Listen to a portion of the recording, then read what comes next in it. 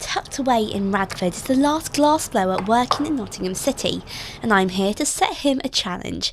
An 18th century lacemaker's lamp, like one which would have been made in the city 240 years ago. Stuart's history in the craft isn't quite that long, but he's definitely not honed his skills through YouTube. So what made you get into glassblowing?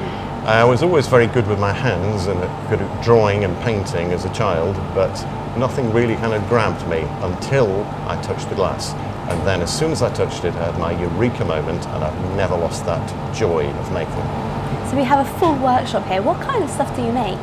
I make a huge selection of work, from wine glasses to paperweights to vases, plates, bowls, commissions, wall art for people's offices and homes. And now you're going to be making an 18th century lantern for us as well. So what process will that go through? It'll be quite a fluid, fast process using the heat to my advantage, so it'll be quite quick, hopefully. Yes. And everything's revved up. We can hear the glory hole burning away already. Is that going to be involved? Yes, it's a reheating chamber. It just happens to be called a glory hole because it's like a tube, with heat coming out of the front, and we'll use that to reheat the glass. And you've had a few practices. Are you feeling nervous? Are you feeling confident? We'll see how it goes. Okay, I'm going to get out your way and you can get on now. Okay, thank you. First, Stuart heats up the blowing iron until it's hot enough at around 500 degrees and gathers a lump of clear glass from the furnace. Next, he sets up at the bench and shapes the glass with a block of wet fruit wood. After trapping some air in the iron, the lantern is reheated in the glory hole. Nice and firm. And this is where the fun happens. Jordan now blows the glass to Stuart's instructions. The reheating and blowing process is repeated until the glass is bulbous. Firmer, please.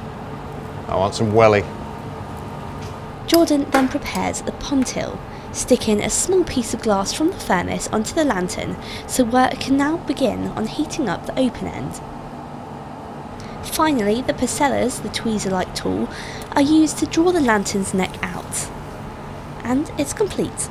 This is an example of what we made. So we made the top half, not the bottom, just the top half. Amazing. So we didn't see you made the bottom half. How did you make this? I made that one separately so that I could join the two together, because normally a glassmaker would make the two in one, or certainly in the 18th century they would have done it that way. They didn't have the level of gluing that we have, but it wasn't really appropriate, so I made it in this way. So this is a lace maker's lantern, and by some twist of fate, this building has a link to the lace industry, doesn't it? It does indeed. It is a former lace making factory, and actually over in the corner, the far corner, there still is the remainder of a piece of machinery which was part of the setup for making lace. Well, it's been amazing to be here. Thank you so much.